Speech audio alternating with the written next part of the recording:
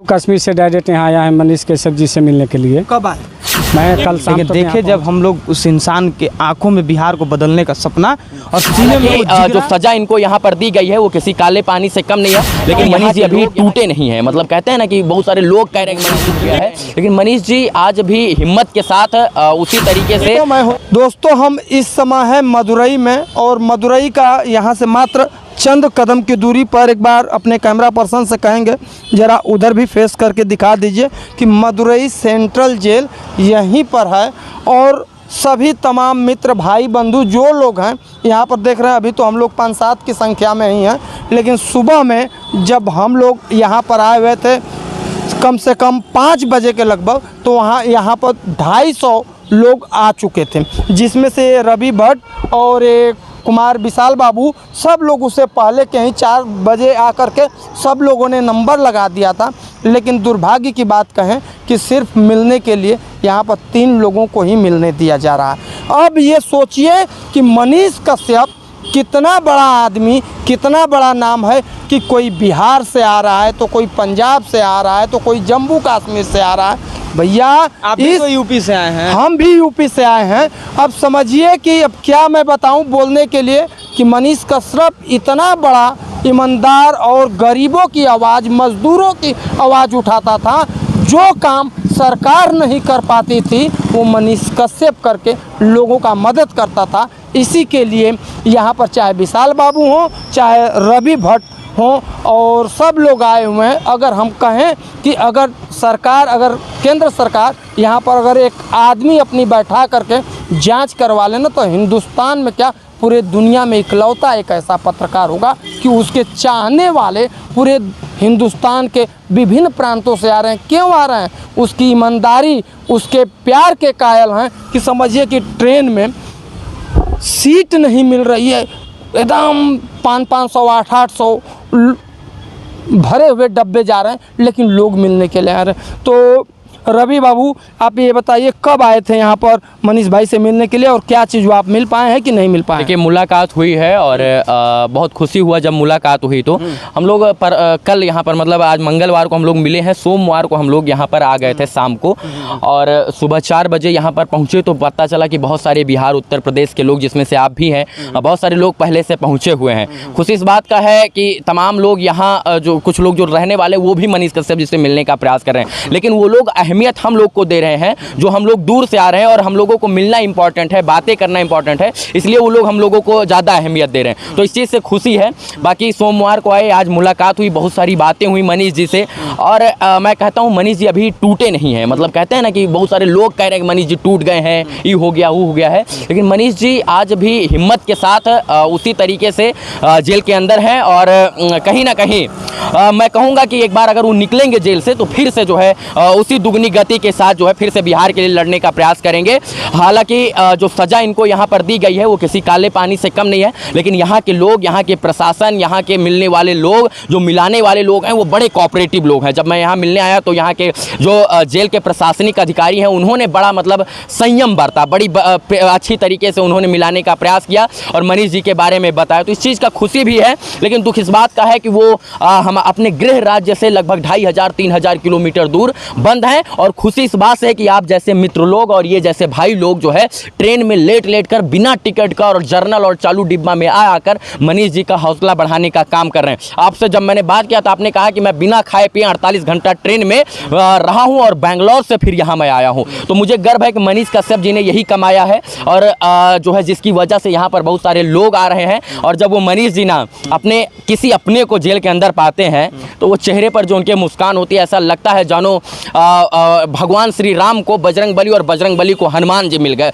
जो है बजरंगबली को राम जी मिल गए, ऐसा प्रतीत होता है। जब वो अपनों को किसी को देखते हैं ना तो उनके चेहरे पर अलग सी मुस्कान होती है, ऐसा लगता है उनको मानो संजीवनी बूटी, अमृत जड़ी बूटी मिल गई है। वो खुश हो जाते हैं, वो हर एक उम्मीद के साथ रहते हैं कि कोई आएगा, मिलेगा, इसके बाद हमारा दुख दर्द बांटेगा, बिहार का हाल चाल बताएगा, मेरा हाल चाल बिहार के लोगों को बताएगा। तो जब लोग उनसे यहाँ मिलने आते हैं तब तक उनके अंदर खुशी होती है। और मैंने कहा तो उन्होंने कहा कि रवि जी आते रहिएगा, रवि भाई भाई आते रहिएगा, अच्छा लगता है जब लोग आते हैं। और भी लोगों से बोलिए कि जो यहाँ हमको चाहने वाले हैं वो आएँ, हमारे लिए आवाज़ उठाएं, क्योंकि हमने किसी के लिए किसी का गलत नहीं किया है, किसी का बुरा नहीं चाहा, हमने बिहार के लिए लड़ा है और उसकी सज़ा हमको मिल रही है, लड़ने की सच्चाई की सज़ा मिल रही है। तो जब वो अपनों को पाते हैं तो बहुत खुश होते हैं और हमें गर्व है कि मनीष कश्यप जी अभी टूटे नहीं हैं और वो फिर से दुगनी गति के साथ निकलकर फिर से बिहार के लिए आवाज़ उठाएंगे। देखिए, जब आप कह रहे हैं इस तरह से मुझे पीड़ा है, और एक अहम सवाल ये है कहीं ना कहीं, चाहे जो भी हो मनीष भाई ने,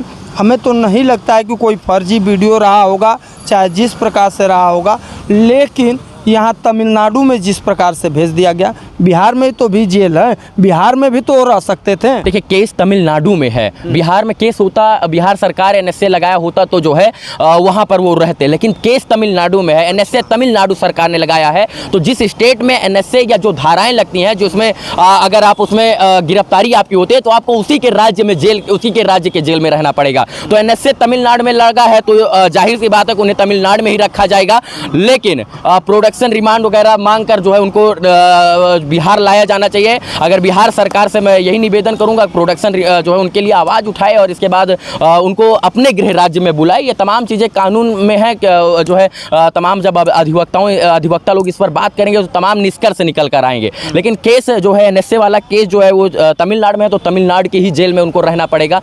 यही है वजह कि यहाँ वो रह रहे हैं। चलिए ठीक है, और हमारे साथ विशाल बाबू हैं। विशाल बाबू, आप भी मनीष कश्यप से मिल करके आए हैं?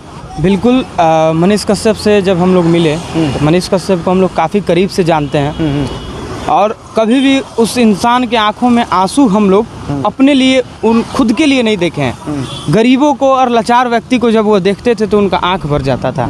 वो व्यक्तित्व के और इतने भावुक होने वाले इंसान है कि किसी भी लाचार व्यक्ति को देखते थे तो उनके आंखों में आंसू आ जाता था। लेकिन जब उनके सामने जब हम लोग पढ़े और जब हमसे बात हुआ तो सबसे पहले वो यही बोले ना कि क्या गलती था विशाल भाई मेरा। जब ये बात बोले तो मेरे आंख में आंसू आ गया और हम उनके सामने रोने लगे। फिर बोले कि विशाल भाई कोई नहीं, जब इतना बड़ा सज़ा हमको मिल गया तो इस बिहार को बदलने के लिए अगर हमको फांसी पे चढ़ना होगा ना तो हम फांसी पे चढ़ने के लिए तैयार हैं। वो ये बात जब हमको बोले तो हमको लगा कि शेर अभी जिंदा है, झुका नहीं है शेर अपना, पुष्पा झुकेगा नहीं और वो झुका नहीं है। बहुत से लोग ऐसे हैं, कुछ देख के जो लोग कह रहे थे कि मनीष कश्यप टूट गया था, मनीष कश्यप वही बात के अंदर अब हिम्मत नहीं है, मनीष कश्यप निकलेगा तो अब ये नहीं करेगा। लेकिन देखे जब हम लोग उस इंसान के आंखों में बिहार को बदलने का सपना और सीने में वो जिगरा भ्रष्टाचारियों से लड़ने का, तो हम लोगों को हिम्मत हुआ और लगा कि चलो अभी भी मनीष कश्यप के अंदर का जो हौसला है वो टूटा नहीं और मनीष कश्यप अंदर से अभी भी और बारूद बन के निकलेगा और फिर से बिहार के लिए लड़ेगा। भगत सिंह एक बात कहे थे, भगत सिंह कहे थे फांसी पे चढ़ने के टाइम अपने माँ से कि माँ मैं फिर से इस धरती पे अवतार लूँगा। तो माँ कही थी उनकी कि हम कैसे देख पाएंगे, मतलब भगत सिंह को कही थी कि हम आपको कैसे देख पाएंगे। तो भगत सिंह एक बात कहे थे कि माँ जो भी इस तानाशाही रवैये के खिलाफ और जो भी भ्रष्ट सिस्टम के खिलाफ लड़ेगा तो तुम समझ लेना कि वो भगत सिंह है।